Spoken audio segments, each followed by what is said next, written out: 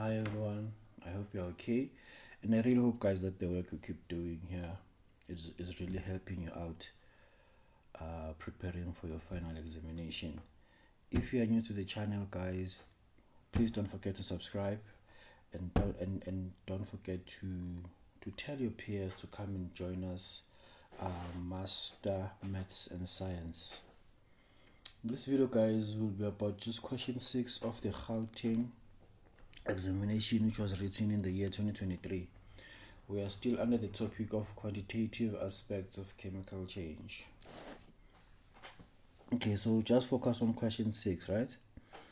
Okay, we are told that if a solution of silver nitrate is mixed with a solution of potassium chloride, a precipitate of silver chloride is produced according to the following reaction. Okay, and then and then we are told that 55 cubic centimeters of potassium chloride solution with a concentration of 0.25 moles per cubic decimeter is added to 70 cubic centimeters of silver nitrate solution with a concentration of 0.15 moles per cubic decimeter. The first question says, what is meant by limiting reagent? A limiting reagent, guys, is a substance that reacts completely in a chemical reaction. And then 6.1.2, we are asked to determine which substance is a limiting reagent. Okay, so whenever, guys, you want to know which substance is a limiting reagent, we will look at our reactants. Our reactants, we have potassium chloride and silver nitrate. We want to see which one between the two will react completely. Okay, firstly, I know that I'm given the volume and concentration for both. So both my potassium chloride and silver nitrate are standard solutions because they have known concentration. Okay, I know that C is equal to N over V. I want to find out the number of moles of potassium chloride, right? The concentration is 0.25. I don't know the number of moles, but I do know that the volume is 0.055. Please, guys, please remember that whenever I use this formula, you must always convert the volume into cubic decimeters. Basically, just take whatever volume you have and divide it by 1,000. So the number of moles for potassium chloride, I'll simply multiply the two. 0.055 multiplied by 0.25, and then I'll get 0.01. It's 135, so let me just write 0.14.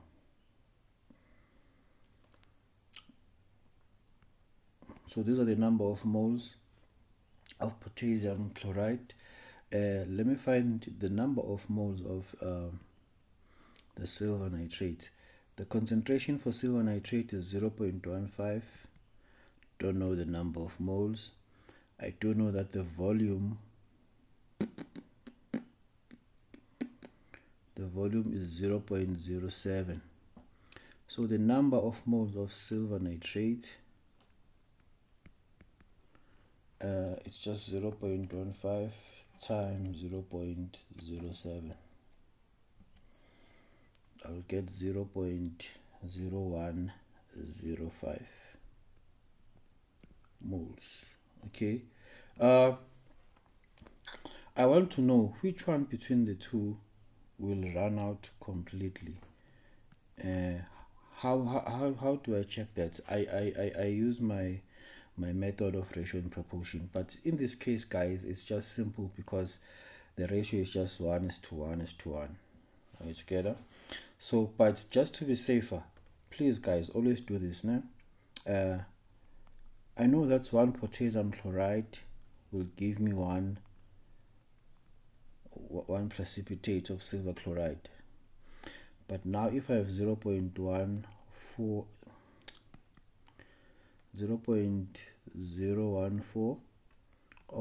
of potassium chloride, I want to know how much of the silver chloride will I form. I'll just cross multiply here, and then X, which just represents the number of moles of silver chloride, will be just 0.014 moles. Right, together. And then if I check silver nitrate, I do the same thing. I know that 1 mole of silver nitrate will give me 1 mole of silver chloride. But now I have 0.0105 of silver nitrate. I want to know how much of the silver chloride will I form. Just cross multiply, then X, which represents the number of moles of silver chloride which will be formed, is just 0.0105. So I can see that the silver nitrate will give me the smaller amount of the product. So this thing simply means that the silver nitrate is the one that will run out completely. So therefore, to answer the first question, therefore silver nitrate is the limiting reagent.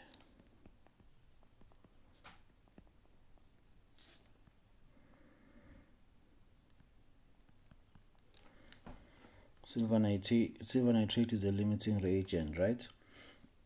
Okay, and then 6.1.3 says what mass of silver chloride has precipitated. Okay, remember that, guys. The maximum amount of the silver chloride that will be made, it will be determined by the limiting reagent, right? And you now know that the limiting reagent is silver nitrate. So silver nitrate, guys, can only give us the products of silver chloride, the maximum number of moles rather, to be 0.015. So I now know that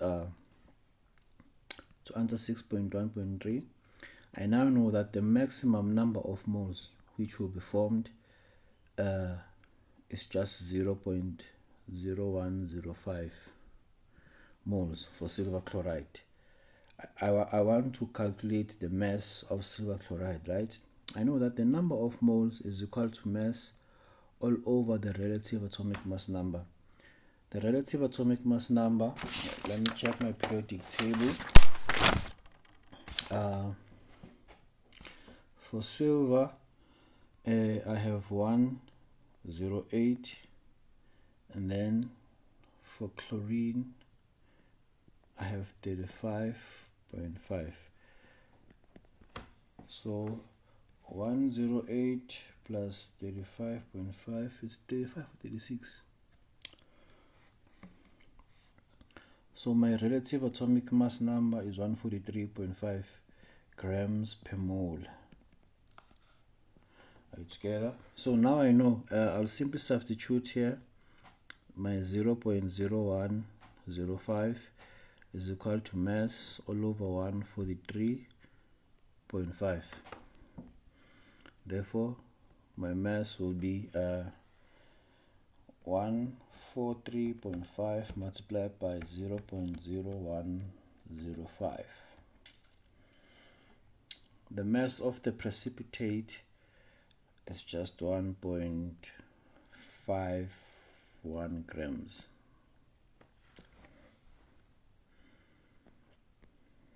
Okay, and then now let's move to 6.2. 6.2, we are told that Mary hits 50 grams of calcium carbonate that reacts according to the following reaction. Okay, so this reaction just shows the decomposition of calcium carbonate. Okay, she collects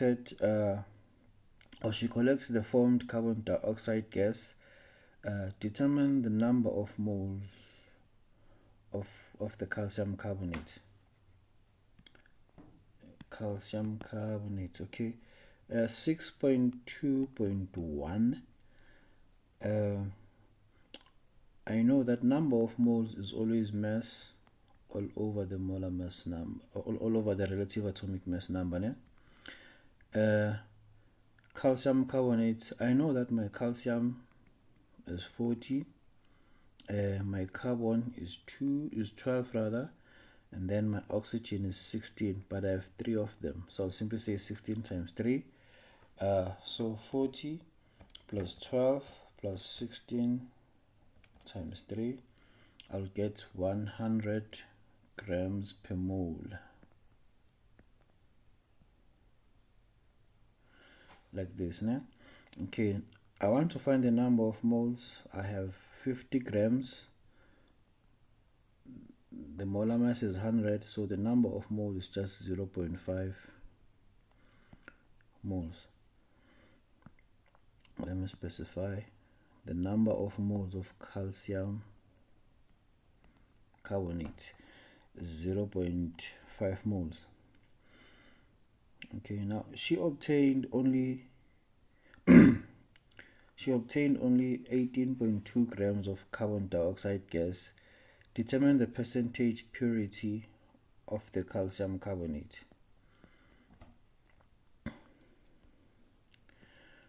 Okay,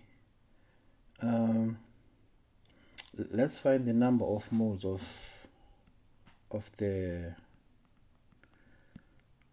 carbon dioxide. The number of moles of carbon dioxide is mass all over the relative atomic mass number. Ne? Please note that this thing is just carbon is 12, and then oxygen is just 16 times 2. My relative atomic mass number will be equal to 44. So the number of moles will be just 18.2 divided by 44. What do I get?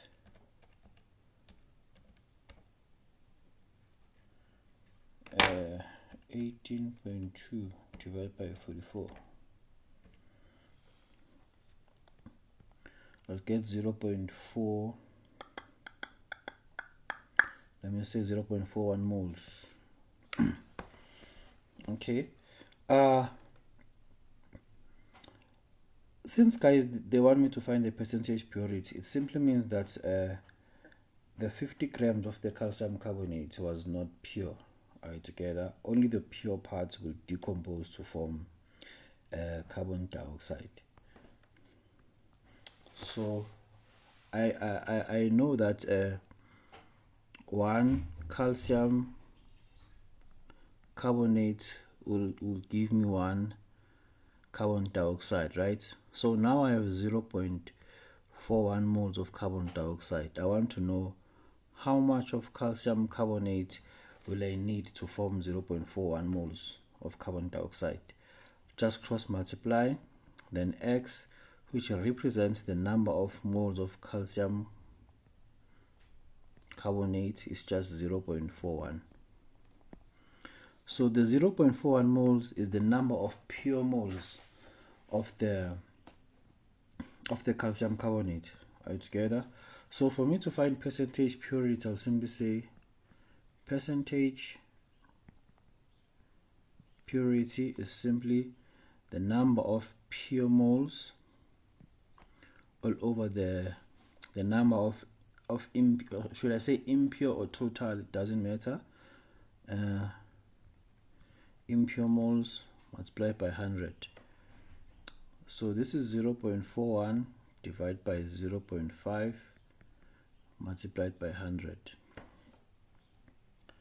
0.41 divided by 0.5 multiplied by 100. I'll simply get 82%. That's the percentage purity. Okay, then 6.2.3 They want me to calculate the mass of carbon dioxide gas that Mary could collect if the calcium carbonate was 70% pure. Excuse me.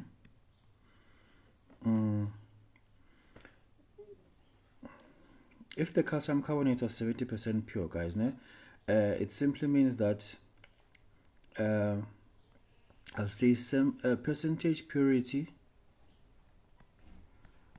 will be the number of pure moles of calcium carbonate all over the number of impure moles of calcium carbonate multiplied by 100. I don't know the number of pure moles, but I do know the impure moles are the ones I calculated in 6.2.1. If I have 70 here, the number of pure moles, I don't know them, but here it's 0.5, excuse me, multiplied by 100. I must remove the denominator here, so I'll multiply both sides by 0.5.